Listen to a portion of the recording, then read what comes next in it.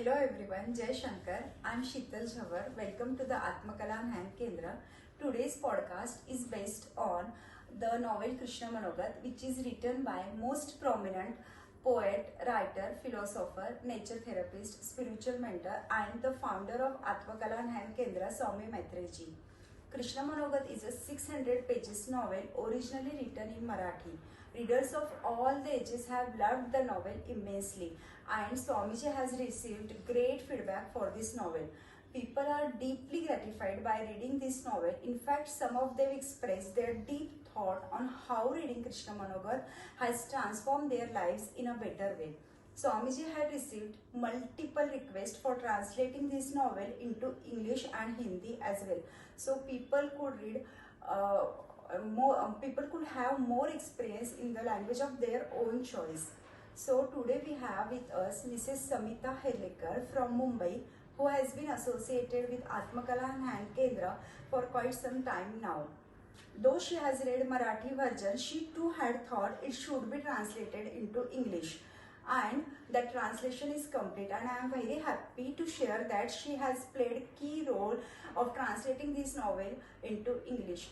So please welcome Mrs. Samita Helekar. Jai Shankar. Jai Shankar. How are you? I'm fine. I have heard that you played a large part in the task of translating this novel, and I am also aware of your background. You are a software engineer, right? Yeah. So how did this translation comes about, and what were the challenges you encountered, and how did you accomplish this novel? What are the things? Yeah. As you mentioned that many people, after reading the book, there was a large transformation in them, and many people thought that this book should be in English, or it should be translated into English and Hindi. And I was also one of them, because I felt it has to go to a wider audience, especially the younger generation, because today's generation, most of the kids are learning English and they don't read novels which would be in a regional language. And this is a very special book. So this was the thought that even I passed on to Swamiji. And as for being the part of this translation, I can say the initiative was taken by Mona Vikas Sane. She's also associated with Atmakala, and she has a prior experience of translating spiritual books from Marathi to English. So she was the one who came up with the idea that we should translate this, and she would do it. And I never thought that I would be a part of this process, because I absolutely don't have this background. And one day what happened is I got a message from Trida asking me that would you like to help with this process of translation? And as you know, I was very much interested in this book being translated. So I said, yeah, whatever I can, I would do it. So that is the way I got into this. And the initial process that we had identified for this particular translation was very laborious, and involved a lot of manual work, and it would have taken a lot of time for us to finish it. As you said, my background, I'm a software engineer. In our house, we talk a lot about technology, because even my husband is a techie, and during that time, my daughter was also learning programming. So as we were discussing, this thing that I was doing about translation, and how I was helping Trida with all these things, and how manual the job was, we came up with the idea that we could automate this entire process, and using AI. And from that is the time it all began. We started writing programs for this.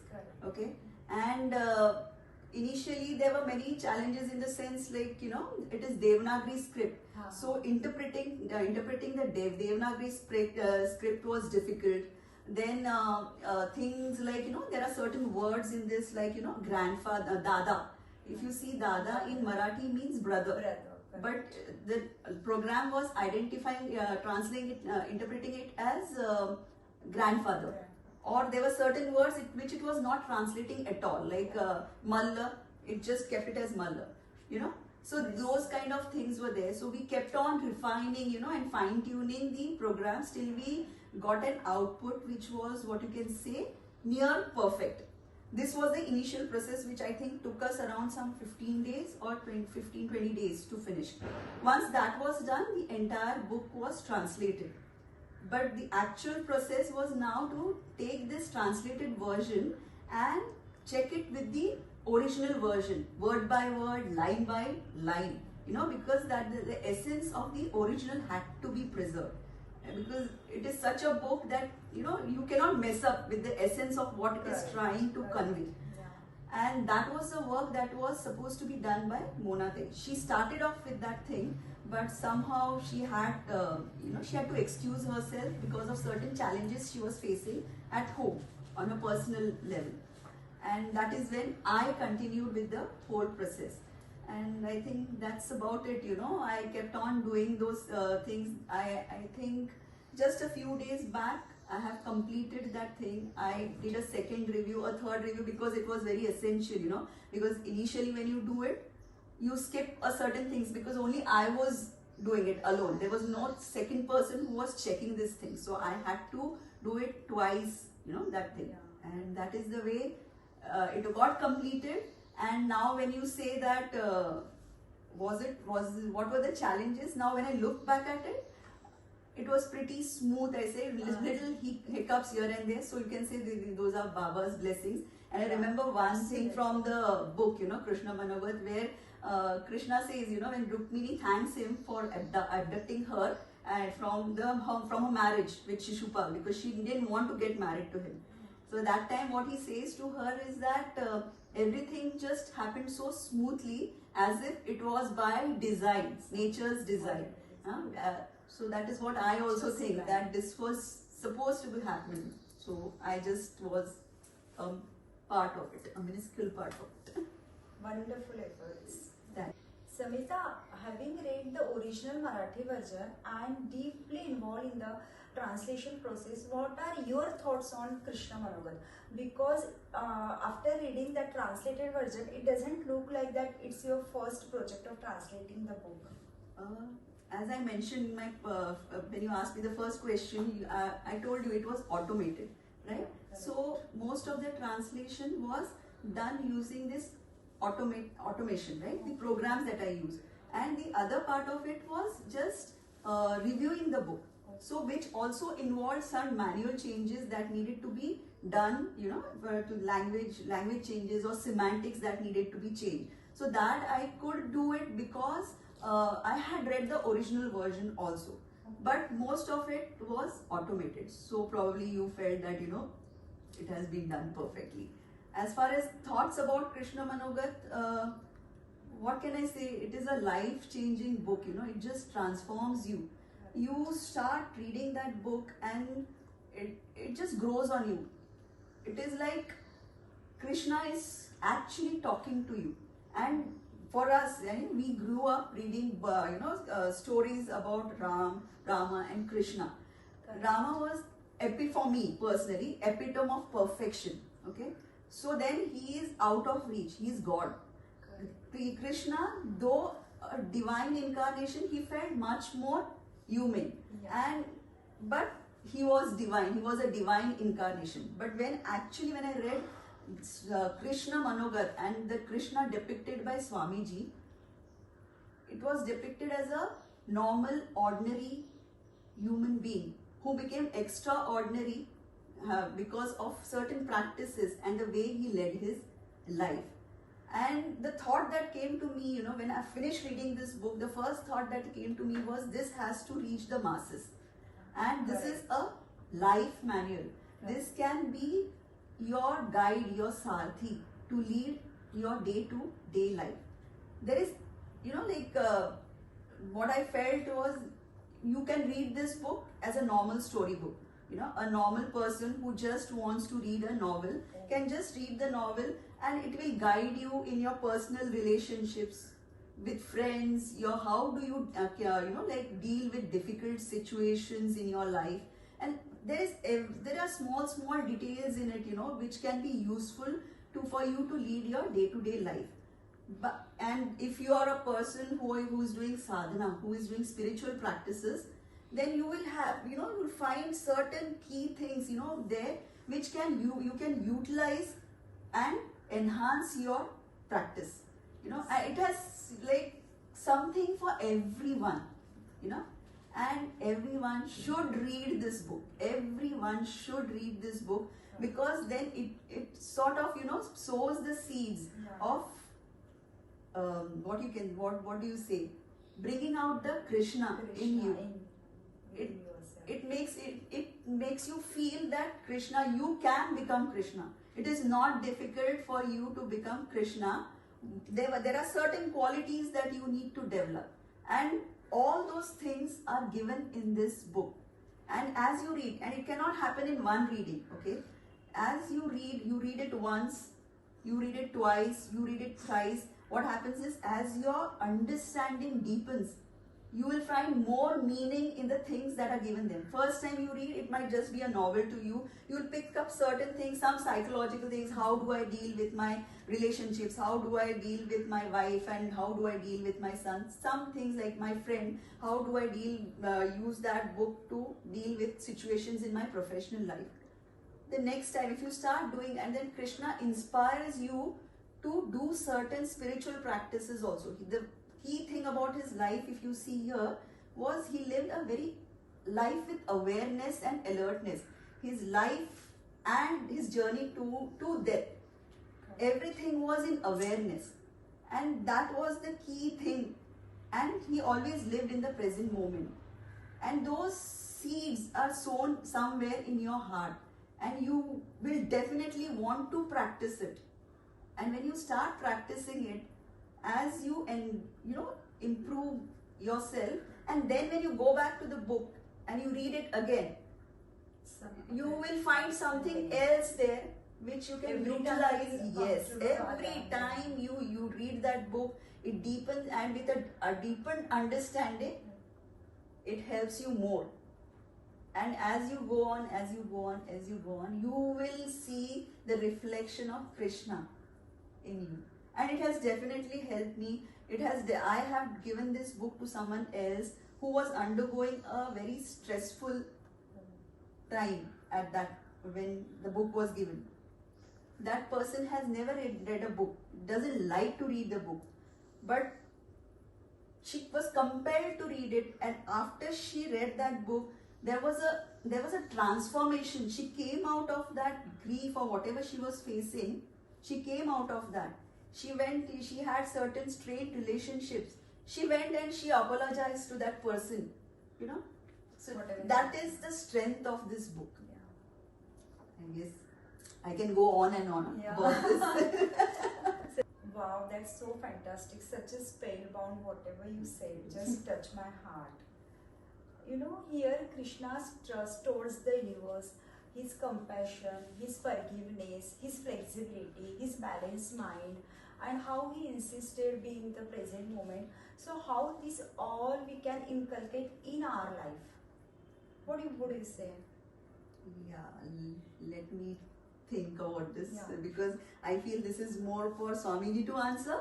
But then whatever I think and whatever my unlimited understanding is of this thing, I'll tell you. Such a great understanding. See, what you say is the change that you want to see in others. How right? we can inculcate in our life. Yeah. So if I want to see some change in others, what is it that I do? I have to bring the change in myself. First. Now change, So now changing, how can I just change my actions and behaviors externally? That change will be temporary. Okay. So if you look at the qualities that you have listed here, acceptance, forgiveness, compassion, okay, all these qualities have to come from within you, okay, and a superficial change will not bring them. So you will have to change from within, your inner self, your inner being. Only then you will be able to bring this will be reflected in all your actions and behavior, right? Now, if you look at Krishna's life, what was the key things that the way he led his life was in awareness and acceptance. He lived in the present moment. Now everyone who is associated with Atmakala knows what Swamiji always stresses on is Always insisting that Yeah. be in the present. be in the present moment. But how will you be in the present moment? Because we are always either in the past or future. We are all over the place. Your Yeah. thoughts, and whenever you react, you act or according to someone says something, you will immediately Correct. react to that situation without thinking. Correct. Okay? So what is it? What will you do? Dhyan. He says that dhyan karna zaruri hai, right? At least for some time. So what do you mean by dhyan? Dhyan is being aware. Aware. Okay. Bring your awareness in one place. Okay? So what happens when you meditate? What are you doing? You're not stopping your thoughts. What you're doing is basically you're being aware of your thoughts. When you're being aware of your thoughts, and for some time you're being aware of your thoughts. If you continue with this practice, slowly what happens is that awareness you will become meditative in everything that you do in life. Okay? Correct. So what has happened? There is a change within you. You will develop a witness consciousness in you. You will be a witness to all your actions, all your behavior, your thoughts, your emotions. Okay? And when you become a witness, automatically what happens is you're transformed. Okay? Actions and behavior also is transformed automatically. So you don't have it is effortless. So what you have to do is basically dhyan karo. That is being in awareness. So if you do that, automatically acceptance will come to you. You do dhyan, or there is a change in you. You will be compassionate. You cannot be anything but compassionate. You cannot, anger will not, it will come, but you will be able to see, and you will be able to recognize that emotion. You will be able to deal with that emotion. So, and you will also recognize that thing in the other person. You will be more forgiving. You will be more accepting of yourself as well as the opposite person. You understand? Yeah. So for me, to develop these things in your life, to have a balanced mind, what you can do is, how will you inculcate? You start doing dhyan. It starts off as a technique, and then it is like, it becomes an art. You become an artist with that meditation. It flows, every moment becomes awareness for you. And that is the way I think you will inculcate it in your life. Navita, what a wonderfully you have explained, which actually whatever you said is actually related to the day-to-day life. Having said that, each page turns something new to know, something old to refresh, some transformative power. Having said that, and at the same time, how we can discover the Krishna within us, how that we can cultivate Krishna within us. Okay. Again, a very big question for a person like me. What can I say? When you read this book, right? The first few pages, Krishna says that you look at me as a divine incarnation. But if I am a divine incarnation, so are you. For me, that itself is a connect. So, if Krishna is an incarnation and he says that I too am an incarnation, then how do I become that incarnation? What are the qualities in me that will bring out the Krishna in me? And when you look at this book, Krishna's life, which is depicted here, from his life to his death, it was led in awareness. That was a key thing of his life. He was always surrounded by death, and that was what made him more aware and alert. And if you see, you look at him as an incarnation, but if you look at his life, the way it is explained in this novel, things like in Gokul, when he was in Gokul, okay, he never accepted regular beliefs that were, given to him, or he never accepted any conditioning as it is. He had his own questions, which he liked to find answers to, not by reading scriptures or not by asking anyone, but finding your own answers, okay? And when you find your own answers, it always helps, it makes you grow as a person or whatever it is, right? So these were the things. He was very close to nature. If you read this book, there are so many descriptions where you see his, connection with nature. He used to, when he was in Gokul, he used to go to Yamuna. He used to swim there. His connection with the stars, the moon, his connection with the sun. The way he connected to all the gopis and the gopis there. The connection that he had with Radha, okay? Yeah. Love. The way love is explained in this book is so beautiful. I mean, I have never read something like this. Generally for us, what does love mean? I love this person, so I expect more and more from him. It is like I'm possessive. I have done this for you, you have to do this for me. No, but that is not love. What is love? Love is you set the person free, okay? You do everything for that person without having any expectations. These are the small qualities, of Krishna, which his relationship with all the characters, like, his relationship with Duryodhan, his relationship with Karna, his relationship with Arjun, his relationship with Draupadi, his relationship with Kunti. Everyone thought that he is very close to me. Yeah. The kind of connect that he had with each person, So these were certain things. As you read this novel, every time you see the decisions that he took, they were not adhering to some principles that this is right, so this should be done. This is wrong, so I should not do this. Whatever the situation demanded, he acted based on that, not on the principles of right and wrong. Seeing goodness in everyone, okay? He saw goodness in Duryodhan also. There, an incident which is depicted like, where Duryodhan, according to all of us, Duryodhan was bad. Right. But when Karna died, Duryodhan never died. In this book, when his own son dies, he did not shed a tear. But when Karna died, he was distraught. And when he came to know that he was a Kaunteya, he said, if I had known this, I would have given the throne away. This war would never have happened. You understand? So, there is a goodness in each person, okay? And you should be able to see that goodness. And when you read this novel, you see these connections that he had with each person, the way he dealt with situations, everything, it sows that seeds of transformation into your heart. You are inspired to be that Krishna. You want to be that Krishna. And once those seeds are sown, somewhere by the end of the book, probably, you will at least take some part of it and try to live that. It will bring out that Krishna, that you will have the reflection of Krishna in you.